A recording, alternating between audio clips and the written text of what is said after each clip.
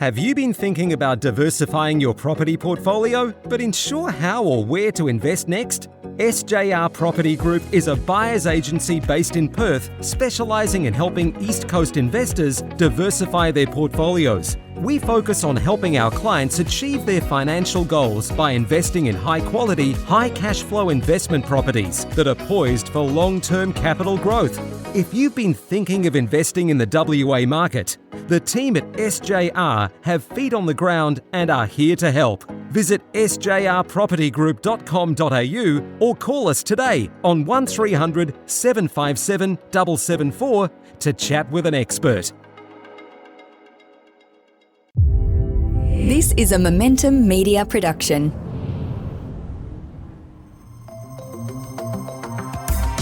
Welcome to the Smart Property Investment Show, the podcast by investors for investors. Hello, everyone. Welcome to a very special episode of the Smart Property Investment Show. I'm Grace Ormsby. We all have heard both a lot of good news and bad news coming out of the Sunshine State for a long time now, most certainly being heightened by the pandemic.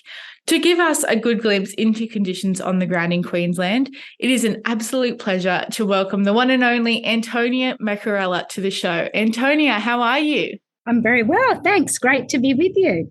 Antonia, you are the CEO of the Real Estate Institute of Queensland. You've had your fingers in so many holes. There's so much talk going on up there, from reforms, from some of the legislative updates that have been going on, from some of the talk even earlier in the pandemic, just around what some of those restrictions and guidelines actually meant for investors and tenants and landlords, property managers, real estate agents up in Queensland over really a long period. We're still kind of feeling the effects of the pandemic. I think it's pretty safe to say, even though life has gone fairly back to normal. For you, in that CEO spot that you hold of the Real Estate Institute, what have you been seeing? Because I do feel like you have such a great helicopter view of the property market up there. Yeah, it's been a fascinating couple of years, and there is something to be said about COVID-19 and the impetus that it has been for an enormous amount of legislative change. But in addition to legislative change, I think it's just had a fairly significant impact on the psyche of both tenants and investors. And albeit that maybe we're over the worst of it, dare I say, and I say that in a very cautionary way, it still is lingering, of course. So like every state and territory, we, of course, had to navigate our way through that COVID eviction moratorium that the federal government announced. That was implemented in slightly different ways depending on which state or territory you lived in. For us, that was really the start of, I think, a pretty gruesome set of weeks where we were really trying hard to make sure that we were supportive of the eviction moratorium in principle, and we said that from the very, very outset. But the way that our then Minister for Housing went about proposing to implement it, we didn't agree with. And so, for example, we knew that the principle was clear, that during that period, despite what the contract said, you couldn't evict. And obviously, the federal government had announced that if you were impacted by COVID-19, then you could negotiate a rent decrease, etc. But you may recall that our Minister for Housing went much further than that and came out with a proposal which was effectively saying you didn't have to prove in any way that you were impacted by COVID-19. You could simply state that it was so, and that you could effectively, you didn't have to substantiate it. You didn't have to give over any documentation. And there was really no reasonable framework around it. So that really was the start of a bit of what feels like sometimes a bit of a never-ending battle, where we came out and said, well, no, hang on a minute.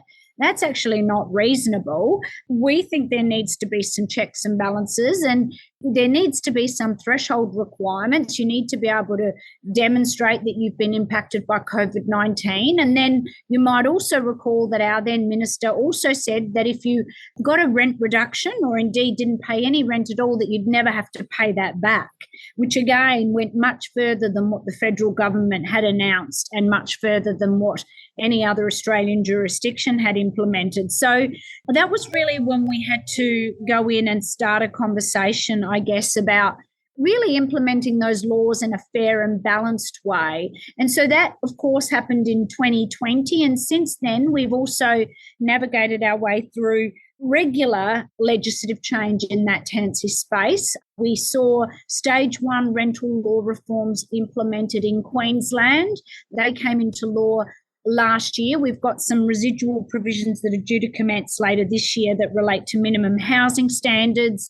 Only a few weeks ago, the Queensland government came out and created a set of new laws around rental law limits, limiting the number of times rent can be increased. Those new laws were introduced into Parliament and passed the very same day, which is pretty extraordinary. And they will start on the 1st of July. And of course, we are also in the throes of stage 2 rental law reform. So our government released an options paper and submissions for that just closed just a week or two ago. And we would expect to see a bill arising from that options paper, probably likely to be introduced into Parliament later this year. So here in Queensland, legislative change in the residential tenancy space has been consistent and quite relentless. It's safe to say that there is a lot going on, Antonia, with that. Set the scene then how that legislation is really the relationship that it has with the vacancy rate and the affordability crisis that we're seeing very much in Queensland, but across the country as well. Yeah, it's a good question. And what I would say is, like most parts of Australia, and indeed even outside of Australia, we're seeing extraordinarily tight vacancy rates.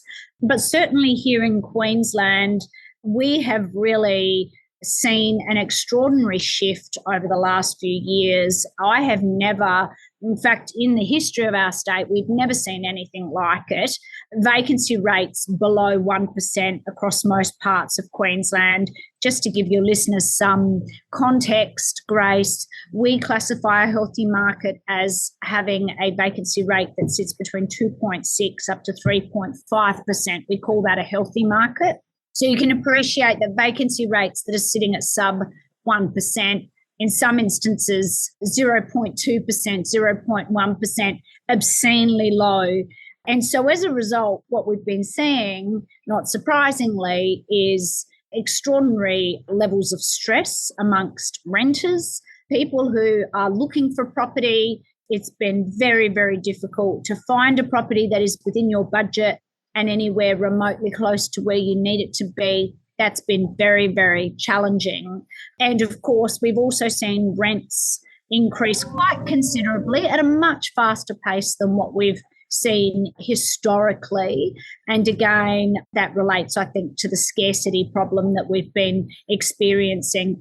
Now, the question is, how does legislative change impact that, or perhaps how has it influenced that? It's always a difficult question to answer. Certainly, we would argue that when you start to legislate in a way that tips the balance too much in favour of one party, and in this case being the tenant, what we say is that history tells us, and we know from anecdotal feedback, that there will be at least a proportion of investors who decide that they will take their money and invest elsewhere.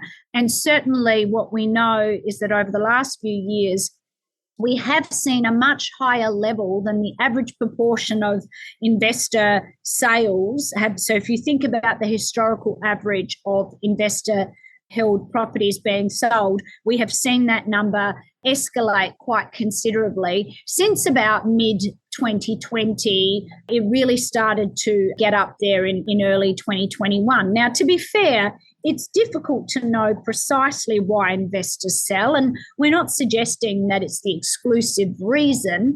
It's fair to say that some of those investors made the decision to sell because the sales market was incredibly buoyant, and there were investors who decided to capitalise on that market and sell. But we do know that at least a proportion of those have sold because of the fact that they felt that residential tenancies laws, what the government had done already and what it was proposing to do in the future was unreasonable, and they therefore made the decision to walk away. And of course, what we know is that here in Queensland, like in most Australian jurisdictions, most of the rental market, the supply in the rental market comes predominantly from private investors. In Queensland, we have a high level of rental population. Around 36% of Queenslanders rent their homes. And we know that over 90% of that housing supply comes from private investors. And so you can appreciate that private investors here in Queensland are absolutely critical. And even if only a small proportion of those investors sell, in the context of such a tight rental market, it certainly exacerbates already very extreme conditions. There's a certain irony, isn't there, Antonia, in the fact that while we're in such an unprecedented situation and leading on from the pandemic as well, a lot of that has been fueled by something no one had seen before, but there's still indicators and the history books can tell us a lot about what we shouldn't be doing. And I feel like this is where the work that you guys have done when it comes to the land tax reforms that the government had tried to push through last year, a lot of that would have been leaning on what the history books did tell you. Yeah, look, that was a really interesting experience, I'll call it that. So just to recap for your listeners, and of course, we're accustomed to dealing predominantly with the Housing Minister and also with our Attorney General and Minister for Justice, who looks after the regulation of real estate agents. We don't have a huge amount to do with Queensland Treasury, except for perhaps when it comes to taxation. And so we were surprised to find ourselves in a position where we were having to defend against a taxation-related reform. And this was a proposal to charge land tax on the value of the total property that an investor held, both inside Queensland but also outside Queensland. So effectively, the model was to charge Queensland land tax, a state-based tax, but based on properties held across all jurisdictions. And it would have been an unprecedented move. Now, those laws were created, but I'm pleased to say that subsequently the Queensland government did repeal them. And I would say it's really interesting because they never actually officially commenced. To be fair, the laws were passed, but no actual land tax bills had been issued yet under that regime. And what's really interesting is that we're starting to see some data that again suggests that, again, simply in response to that reform, that proposed reform, we saw a number of investors also making the decision to sell. Because I think what was really relevant there is that it was only triggered if you had an investment property in Queensland. So you might have an investor who only held one property in Queensland and the balance of the properties were outside of Queensland. And so what we saw is that some actually decided, in order to get around that, we'll sell the one property that triggers the multi-jurisdictional land tax. And it's really interesting because in the early days, we already started to see buyers agents recommending that people didn't invest in Queensland. We've seen a number of articles that have come out where people have said that at that time they chose to invest in other jurisdictions as a result. And it's really interesting because often as the peak body for real estate, we'll pass this information on to government. And I think there tends to be a degree of cynicism that we get when we give that feedback, that we're acting out of self-interest and that we're telling fibs. And so it's always fascinating when you do actually see the consequences that you warn of playing out, and you've got to stop yourself from being that annoying person who says, or that annoying organisation rather, who says, we told you so. Yeah. But actually, we did tell you so. But look, I'm really pleased to say that the Premier intervened in that and did put a stop to it, and that has been repealed. And despite the concerns that it would come back, it does seem that the Queensland government has confirmed that they won't be revisiting that, or certainly anytime soon. Well done on that one. And there's still plenty more to be unpacking. We'll get to the supply issue. I mean, even looking at 2023 and beyond, but we're going to take a quick break there. See you on the other side. Are you feeling the strain of high mortgage repayments? Refinancing with Finny Mortgages can help you save big on your home loan and ease the burden on your finances. Our team of expert brokers specialises in helping Australian investors find the best possible rates. Refinance with Finny Mortgages today and start saving. Visit finny.com.au or call us now at 028 866 2444 to chat with an expert. Welcome back to this very special conversation with the CEO of the Real Estate Institute for Queensland, Antonia Mercorella. Antonia, I'm so glad that we're having this conversation today. It's obviously been, I want to say crazy period, but I feel like period doesn't really encapsulate just how long I don't want to say it, but like flying by the seat of your pants. It's a fairly accurate description, actually. In response to, what's been thrown at you over the last couple of years, what's been thrown at everybody in the property space over the last couple of years. But that lobbying part around that land tax reform from last year, it must have been a huge sense of relief, but then also achievement that you could affect that change on a state level. How was that? I think so. I think it was incredibly rewarding. I think we take our responsibilities as a peak body very seriously. I'm a lawyer by background, so I really enjoy advocacy work. That was for us perhaps one of our greatest achievements because, as I mentioned, taxation reform is not something it's not a space we generally play in. And so for us, it was a huge relief. Again, we feel like we've saved the state economy in so many ways and we've helped so many Queenslanders. Again, it will be impossible to know, but certainly something that I think we are very proud of as an organisation. Speaking of not dabbling in the tax reform space, stamp duty has been a big topic for quite a long time over a lot of jurisdictions of Australia. Where are you sitting with that at the moment and what kind of needs to happen from here?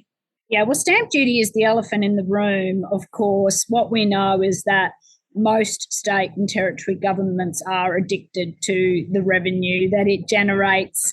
I would say that over that very intense COVID period when it was at its peak and when we were all terrified and nobody knew what to do or what the future looked like, the property sector kept our economy and our state running. We refer to property as the ATM for the state.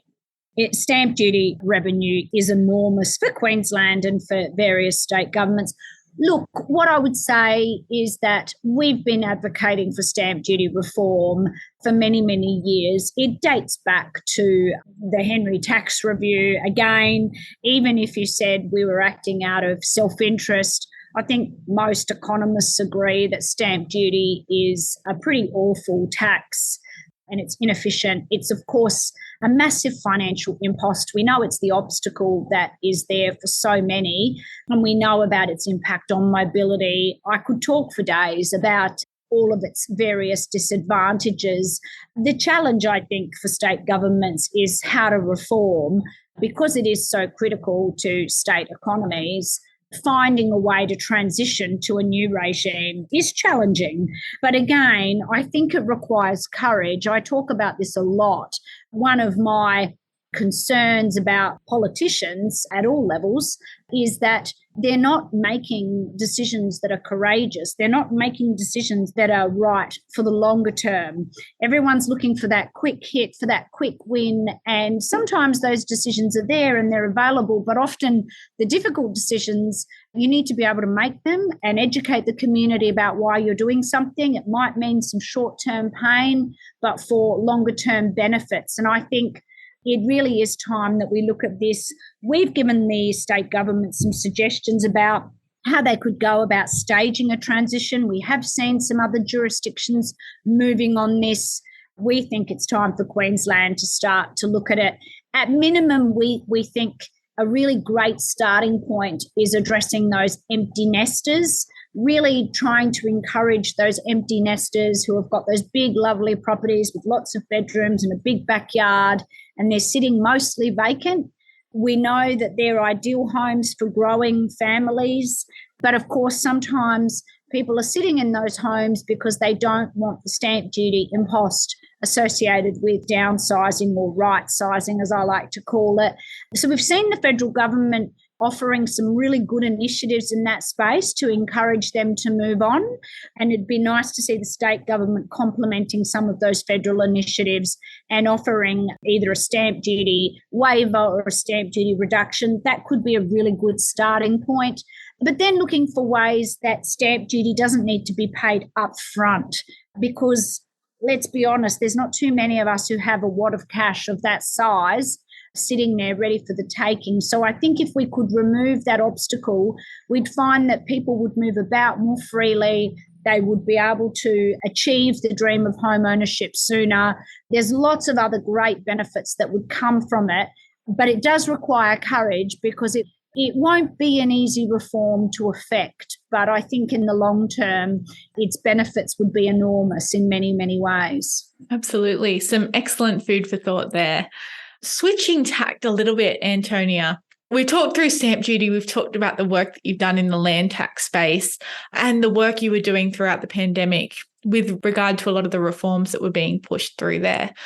What's some of the other work that you are engaged with at the moment? Because I know you're a very, very busy person. Yeah, well, there's a lot happening in Queensland at the moment. So outside of tenancy reform, we've also got a property law review bill in Parliament at the moment. The key reform for us in this is that it, once passed and once that becomes law, it will introduce a new statutory disclosure regime here in Queensland when one sells property. So that will be quite a significant shift, and we've been closely involved in that. That particular piece of work has been ongoing since 2017. So that's been a mammoth project that's gone on for an extraordinarily long time. Something else that we're really pleased about is that we've been advocating for the introduction of mandatory CPD for real estate professionals, again, for nearly a decade now. It was an election commitment of the Palaszczuk government, so we're looking forward to hopefully seeing a bill going into Parliament, hopefully either this year or early next year, because of course we go to the polls next year. We've also got anti-money laundering on the cards at the moment for real estate agents. Of course, the AML regime captures a number of industries, and the options paper that's out for that proposes to capture real estate agents in there. So we've just finished talking to the relevant federal bodies about that particular issue. And then, of course, we're also on, or I'm on, the Housing Supply Expert Panel that the Deputy Premier put together following the Housing Summit. And that's a group of 12 of us from a diverse range of backgrounds. And as you can probably tell from the title, we're tackling the issue of housing supply and how we can do more to ensure that we can boost housing supply in Queensland. But the other thing that we're really passionate about that we don't get to talk about very often, sadly, is all of the community-orientated work that we do behind the scenes as well. We work really closely with a range of different organisations, and some of the ones that spring to mind are organisations like Q Shelter, who, of course, are focused on domestic and family violence and homelessness. We've worked with Q Shelter on a range of projects, putting together things like a toolkit about domestic violence for real estate agents. We've also put together a series of videos educating real estate agents about how to identify domestic and family violence and what to do about it. We also work closely with QDN, Queenslanders Disability Network.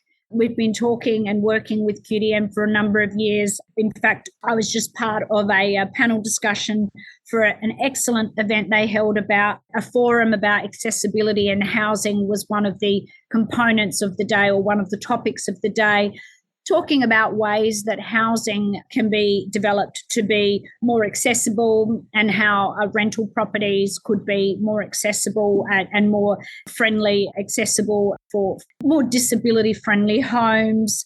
And so, those are topics that are really close to our heart. And we also work very closely with an organisation here called In Community. They have a great program where they educate prospective tenants about renting a home and how to be a good tenant and how to, improve your chances, if you like, or perhaps find ways to improve your ability to find rental properties.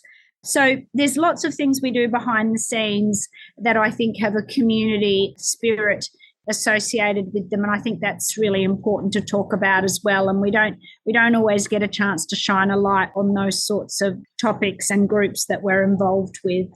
I'm so glad you brought that up, because it is so intrinsically linked with that idea of property being a human right and shelter being a human right, and all of those things that you just mentioned are vital for that as well. Absolutely. And I think one of the challenges of this role, and indeed there is a perception that the real estate peak body doesn't care about the community, or that we only care about landlords, or we only care about property owners, or we only care about real estate agents.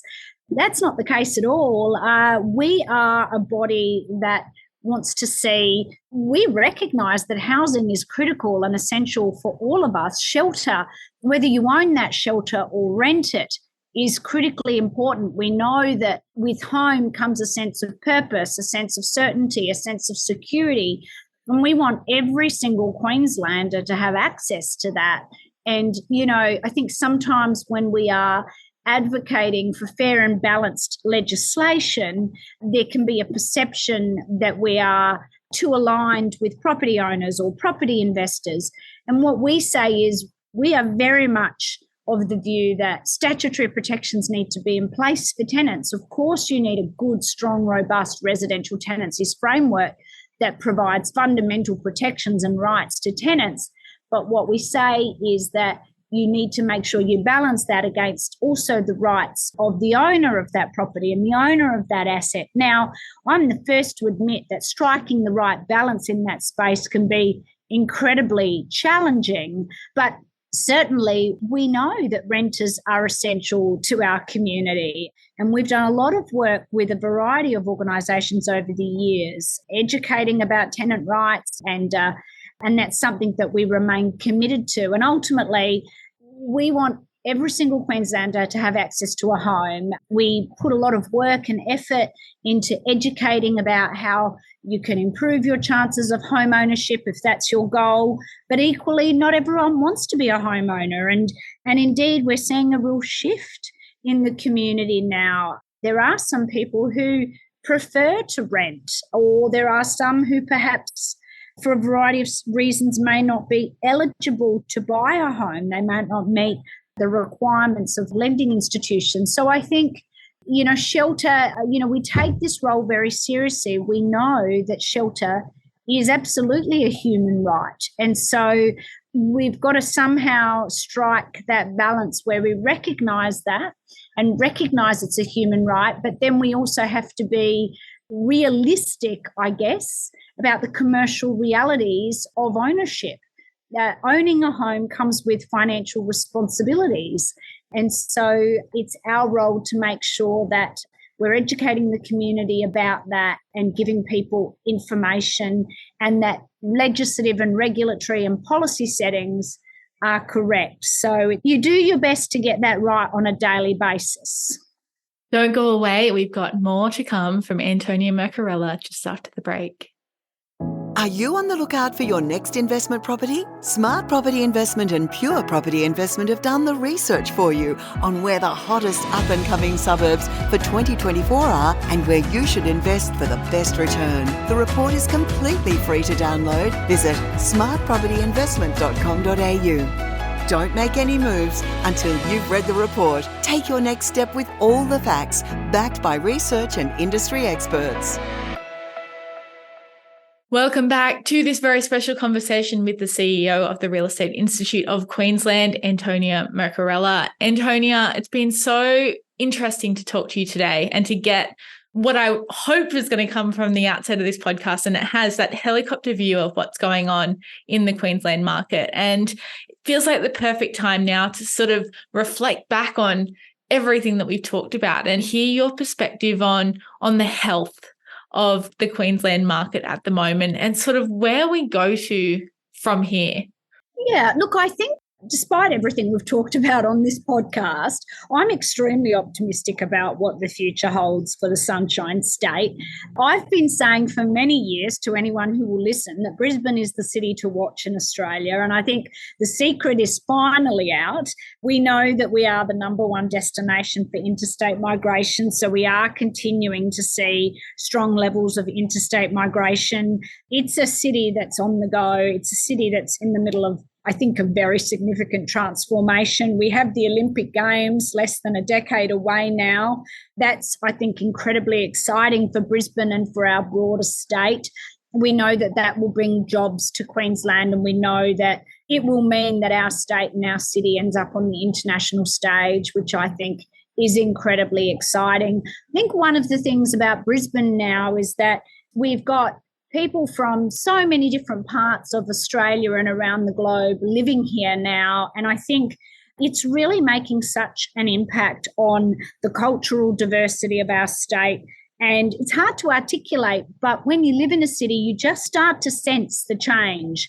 And it's hard to convey that in a podcast, but certainly when you talk to people on the ground here, there is that feeling that we are a city that's in the process of a really significant transformation, and it's a real sense of modernisation, and there's a lot of optimism associated with this state. I think we've got some really good fundamentals. Unemployment is low. We've got some really exciting projects on the go. Queen's Wharf, hopefully, fingers crossed, will open next year. That will be a game changer project for our city. We've got, of course, Howard Smith Wharves, which has already opened. We've got the expansion of QPAC, the Queensland Performing Arts Centre. That will result, when that project is finished, we'll have the largest performing arts centre in Australia. Our art scene is really vibrant. Our food scene is, look, we've still got, to be fair, we've got a bit of catching up to do to Melbourne and a few other cities, but goodness me, like we've got some really amazing restaurants and cafes emerging. So, you know, it's a city that's got something for everyone. I think historically, when you think about the Sunshine State, you think about beaches and you think about those tourist destinations like the Great Barrier Reef, but what I'm really excited about is that people are starting to understand that, yes, we have lots of beautiful natural landscapes and some fabulous beaches. Of course, that's what we're known for, but we've also got some amazing, our capital city of Brisbane is extraordinary. Our regional cities are really exciting. There really is something for everyone. Queensland's got a higher than Australian average rental population, so we know that there are good opportunities here in Queensland for investors. There's always plenty of demand for rental properties. And I really think that we're going to be the state to watch in the coming years. You're really selling it to me even. I feel like I need to book myself a trip up there now. And we can catch up in person again. Antonia, it has been so wonderful to chat with you. Thank you so much for taking the time. I know how busy you are and how much you've got going on, so we really do appreciate it. And I'm already looking forward to the next chance. Thanks so much, Grace. It's been such a pleasure. To everyone who is listening along, we hope you have enjoyed this episode. If you have any questions, editor@smartpropertyinvestment.com.au. Stay up to date with us for all the latest news on our website. Subscribe to our daily bulletins if you have not already, and check us out on social media, Facebook, Twitter, LinkedIn, and Instagram. Until next time, stay safe and well wherever you're listening from. Bye-bye. The information featured in this podcast is general in nature and does not take into consideration your financial situation or individual needs and should not be relied upon. Before making any investment, insurance, tax, property or financial planning decision, you should consult a licensed professional who can advise whether your decision is appropriate for you. Guests appearing on this podcast may have a commercial relationship with the companies mentioned.